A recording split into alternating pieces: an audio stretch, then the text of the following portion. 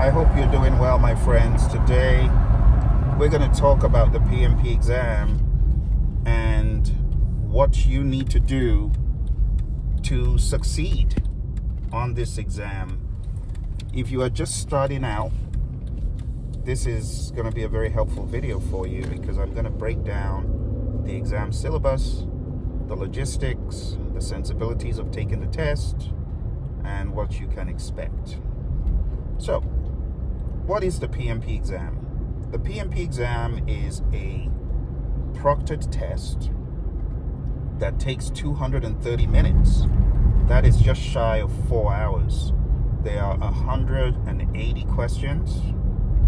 They are a combination of multiple choice, single answer, multiple choice, multiple answer, multiple choice, drag and drop, or matching, if you will, and things such as that. You can also have some questions that have kind of graphical exercises. So when you take the PMP exam, you are more or less in a race against time. If you're a slow reader like I am, some people are quick at reading, but if you're a slow reader, it's almost like a race against time. You have to read through each question and answer it in about 1 minute, 15 seconds.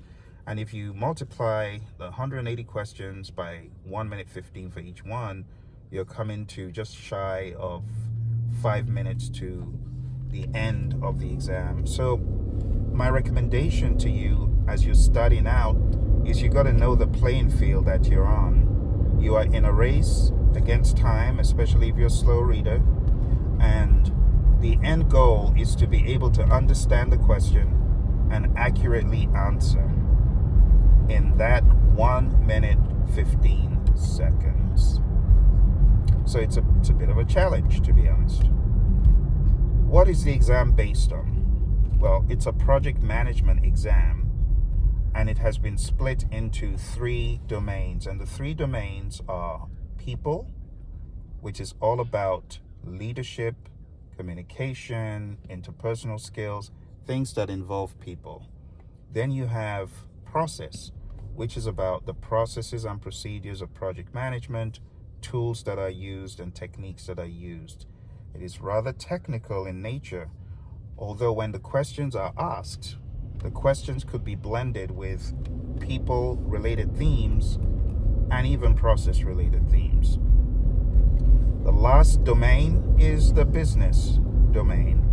And the business domain is going to test you on how project management interfaces with the business in an organization, with attention to compliance, value, benefits, overarching strategy as far as agility is concerned, and things such as that.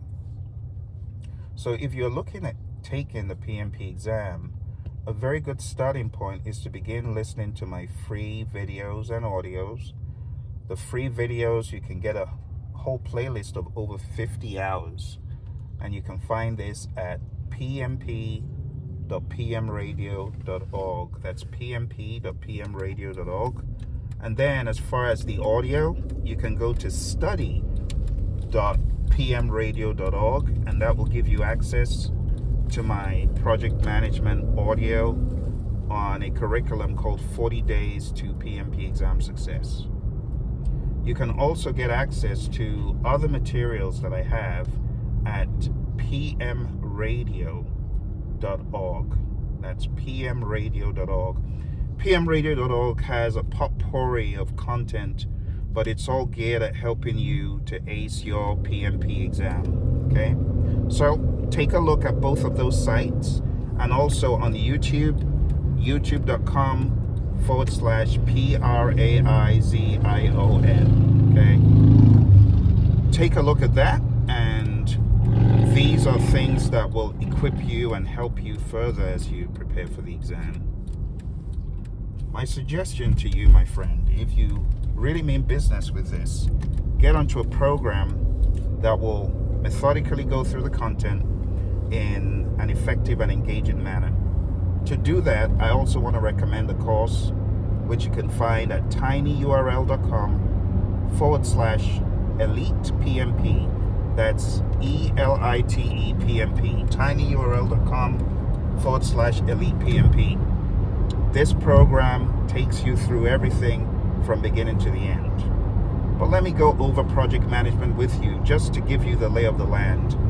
You see, this exam that takes 230 minutes has a lot of moving parts. It has the knowledge areas, it has the process groups of project management, it has Agile, it has concepts involving Scrum and Kanban. There's a lot of stuff, my friends. So what I would like to do for now is cover some of these areas for you to understand what the exam could test you on. Okay. So let's talk about the concept of traditional project management, because the exam is going to test you on both traditional project management, which we refer to as predictive project management, and also Agile. It will also test you on the concept of hybrid project management, which combines Agile and predictive. So, what exactly do we mean by traditional or predictive project management? Well, you got to understand it through the lens of the PMI, because there are different bodies of project management, but this exam is conducted by the PMI, Project Management Institute. So you need to understand their lingo and their terms. Right now, we define project management as the application of knowledge and skills, tools and techniques to project activities to achieve the end goal and ultimately the objective, the outcome that we're looking for. That's why we embark on projects, right? So project management is applying knowledge, skills, tools and techniques to project activities to get to that end goal. Project managers are those who lead the endeavor to effectively deliver the end result. So we have the project manager, we have project management, and then we have a term, project, obviously. And a project is a temporary endeavor that is undertaken to deliver a unique product, service, or result. The product, service, or result is such that even if you're making multiple of them, each one is unique. For example, you're building, let's say you're building a block of apartments. Well, it's the same blueprint for the next block you're building. However, the customer is different. The location, the GPS positioning is different. You know, there's variations to what you might have worked on before. So even though some projects seem, well, we've worked on something similar, the circumstance around that and the resources and the stakeholders involved are largely looked at as being different.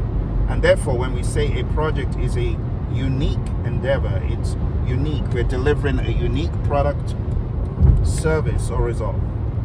You often hear in the world of PMI, we say deliverable. A deliverable just refers to product, service, or result. So if I ever say deliverable, that's what it means. Okay, so now you understand projects, project management, what the project manager does as a leader, as a guide, as someone who plans. And when I say guide, the project manager doesn't have all of the answers. Actually, the project manager relies more on the team than anything else, right? In instances where the PM is not sure, they should harness what we call the power of the team or expert judgment to get answers. Okay, so the next big thing that we should talk about is the concept of the 5 process groups. And in project management, there are a number of processes that we undertake, but these processes, they happen, many of them, all throughout the project. Many of them overlap. So in order to keep them straight, we group them, and we group them into process groups. There are 5 process groups. Initiating the project, which is authorization. Planning the project, which is planning how to carry out the work. Executing the project, which is carrying out the plan itself. monitoring and controlling, which is checking the work and making adjustments as needed. And then we have closing. So that's initiating, planning, executing, monitoring and controlling, and closing. And that's what project management process groups are all about. They just help keep us straight, help keep us grounded, and help keep us organized. In the world of the PMI, there are 5 process groups, and there's a mnemonic: I prefer extra money cash, or I prefer eating mangoes chilled, and that just helps you remember them.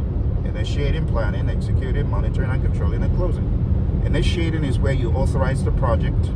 A project charter, which is a document that authorizes the project, is created. This could be created by someone called a project sponsor, and the project sponsor is that, you could call it senior executive in the firm who knows why the project is being done and who is a champion for the project. Okay. Then we have planning, which is creating a plan for all aspects of the project: scheduling, scoping, costing, resource management, quality management, communications, risk, procurement, and stakeholder. The PMI is really big on their plans. So we have a plan for each area of knowledge. And I'm going to go over the 10 areas of knowledge when we finally get done with this. The next process group is executing. This is carrying out the work. And in order to effectively carry out the work, you need someone who will keep the team aligned, who will keep the team focused on what they should be focused on at every given time. When we talk about executing, it's really more code for leadership, believe it or not, because when you are carrying out the work, people need to be aligned, they need to be motivated, they need to be inspired, they need feedback, they need guidance. So the general idea is to keep the team aligned, give them feedback, keep them organized, and it's really more of a leadership job than anything else. Then we get to monitoring and controlling, because now, as the work is being done, maybe there are changes that need to happen. Maybe a change has happened and you discover the change later on. Well, what you should do in that case is find out what changed, and if you need to get it back in alignment with the plan, then you do that. But if it's a welcome change that needed to happen, you still need to update documents and plans. So that's the philosophy. And lastly, we have closing out the project, which is handing over the deliverables to the client. After the client would have checked the deliverables in monitoring and controlling, you transition the deliverables over to the customer. And then you write a final report about the project status, and if how the project panned out. Did it succeed? If it succeeded, what are the factors, what are the variables that helped you or contributed to your success? Now you understand the 5 process groups. Let's talk about the 10 areas of knowledge. The 10 areas of knowledge. There's a mnemonic for this, and it goes like this. I saw 6 chipmunks quietly roasting coffee, reading poetry stories. I'll say that again. I saw 6 chipmunks quietly roasting coffee, reading poetry stories. So what does it stand for? It just stands for integration, scope, schedule, cost, quality, resources, communications, risk, procurement, and stakeholder. So let's go over these very briefly.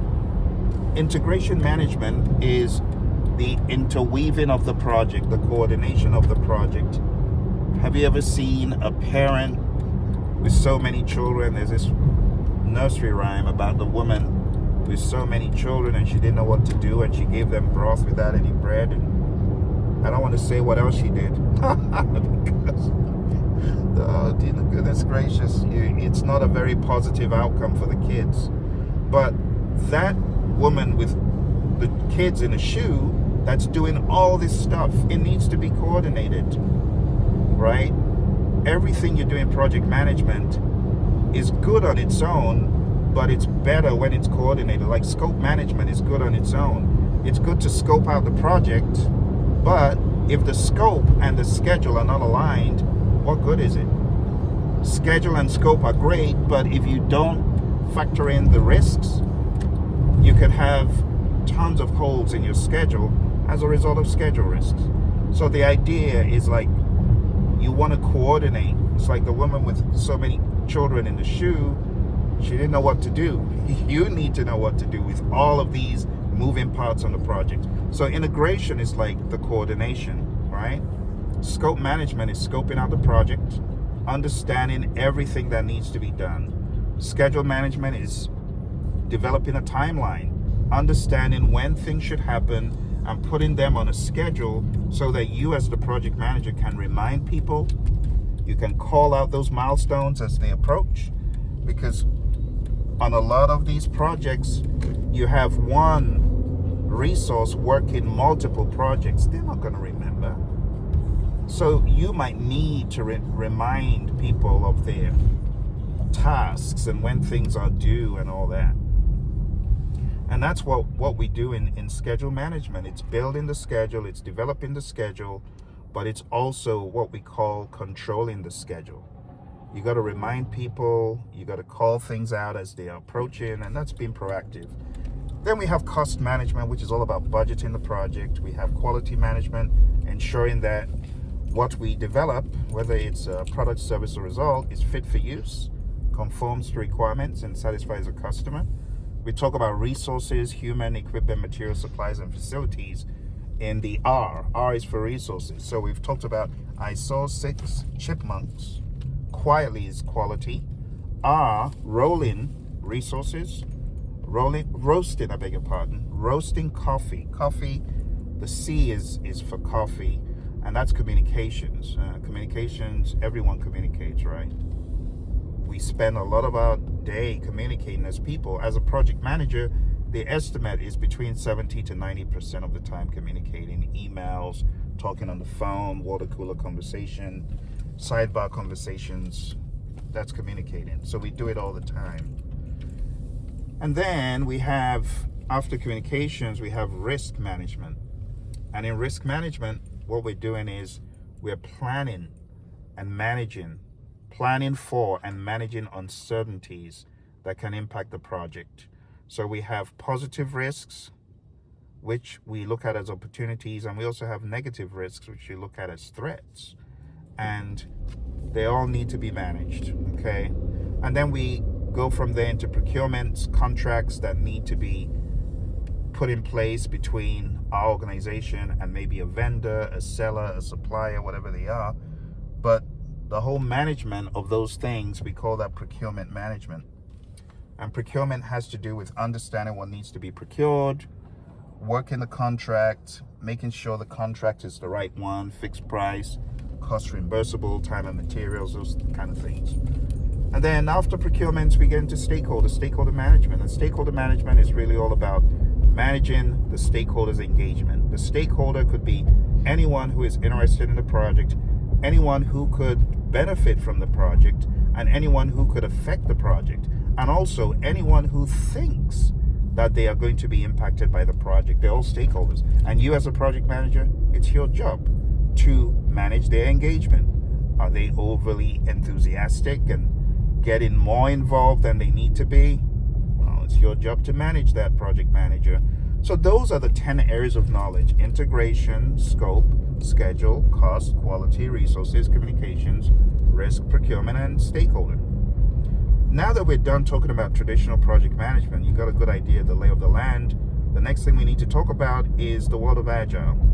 You might have heard the word Agile on a number of occasions. Agile is a philosophy, first and foremost. It's a mindset that enables you pivot to the ever-changing world around us. So Agile is not new in terms of how long the world has experienced projects, but you could say it was distilled in 2001 into the Agile Manifesto by a group of 17 individuals who crafted a document that is referred to as the Agile Manifesto. And the Agile Manifesto can be found at agilemanifesto.org. The Agile Manifesto has values and principles. And you got to read the Agile Manifesto before your exam, because it's likely you will have that philosophy baked into a number of the questions. I'll just give you the lay of the land of the values. The lay of the land of the values is, the summary is, you should value individuals and interactions over processes and tools. Processes and tools are not bad, but as a project manager, you should value the humans and how they interact as opposed to processes and tools. You should also value having a working product over comprehensive documentation. You should value customer collaboration over contract negotiation, and you should value responding to change over following a plan. Okay? So, when you have this understanding of what the values are, we then go into the principles. And I'll just tell you the first principle. In the world of Agile, our highest priority is to satisfy the customer. It's a mindset, you see. It's a mindset, and that mindset triggers positive actions, positive additional philosophies, such as offering value to your customers, such as being obsessed with your customer's success. So it says our highest priority is to satisfy the customer through early and continuous delivery of valuable product. You see, when you have that mindset, the way you act is going to be aligned with a positive outcome. And this is what Agile rests on, okay? We could also say, in the world of Agile, we trust the team that they will get the job done, that they will do the difficult work. We have a positive outlook. We're not going to micromanage the team, because as the Agile Manifesto principles tell us, it says, give the team the environment and support they need. It says, build projects around motivated individuals. Give them the environment and support they need, and trust them to get the job done. You see, it's a mindset. So that's what Agile rests on. Go to agilemanifesto.org and read the rest. The final thing, couple of things I want to explain to you are, number one, the world of Agile has a number of frameworks that kind of gravitate towards this philosophy through the practices that make up the framework. And the most popular framework in the world of Agile is something called Scrum. Okay.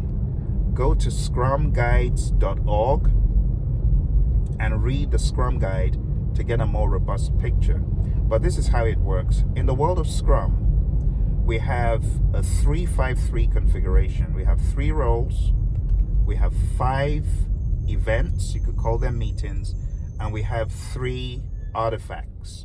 And you could say some sort of document, right? So the 3 roles, we have a product owner who understands what needs to be worked on. The product owner is like a representative for the business. We have the Scrum Master, and the Scrum Master is like the coach for the team. And then we have a team of developers. So we have product owner, Scrum Master, and developers, also loosely referred to as team. This forms the Scrum team. So the Scrum team has 3 roles: product owner, Scrum Master, and developers. The way we work the meetings, assuming someone wanted a product, they're going to be features, they're going to be aspects, they're going to be maybe even requirements for that product. Well, we get those requirements and features and requests that the customer wants, and we put them into a product backlog. So a product backlog is a catalog of everything the customer wants. And then we get into what we call a sprint. A sprint is a time-boxed iteration within which we carry out the work. And that iteration could be 4 weeks or less. We get into the sprint, and the moment we get into the sprint, we do sprint planning, right? We decide, what are we going to accomplish this sprint? And when we do sprint planning, we have what we call a sprint backlog, which is a subset of the product backlog. The sprint backlog is what we're going to work on. It has the features, sometimes even what we call user stories. You'll learn about user stories. So we have these user stories, they get put into the backlog. Some of those stories will get put into the sprint backlog. The sprint backlog is what we're going to work on within the time box. And at the end of the day, the team is very clear on what they need to do, what they need to work on within that period. So within that time period, they've got ideas of what they need to work on. They work together in good faith to accomplish everything that has to be done. And at the end of the day, they get to the end of the sprint, and hopefully at the end of the sprint, they would have accomplished what they set out to do. But before they get to the end of the sprint, every day they hold each other accountable. They have something that we call a daily scrum. And a daily scrum is really an alignment meeting. You could call it alignment. You could call it an accountability meeting. And this accountability meeting is where they're holding each other accountable and they talk about what they've accomplished in order to move the project forward. At the end of the day, there's going to be a sprint review where the customer reviews what was done. There's going to be a retrospective where the team takes a look in the rearview mirror and asks the question, what can we do differently? What did we do well? What didn't we do well? Is there anything we need to improve on? And they determine what they're going to improve on from that moment forward. And that ends the first sprint, and they rinse, repeat, and they do it again. But my friends, I'm out of time. I got to quit for now, and I'm going to ask you to spend some time reading the Scrum Guide. I'm going to ask you to spend some time reading the Scrum Guide, and I'm also going to ask you to spend some time going to pmi.org to take a look at the requirements for the PMP exam. I also want you to Google PMP exam content outline, and this is going to help give you the lay of the land of people, process, and business. But don't forget all the things I told you. Go to the tinyurl.com/elite PMP, and also take a look at the PMP Doctor site, because you can get additional quizzes, mock exams that will help you at pmpdoctor.com. All right. Thank you very much for joining. Thank you for helping me out, my student behind the camera, and I'll see you next time.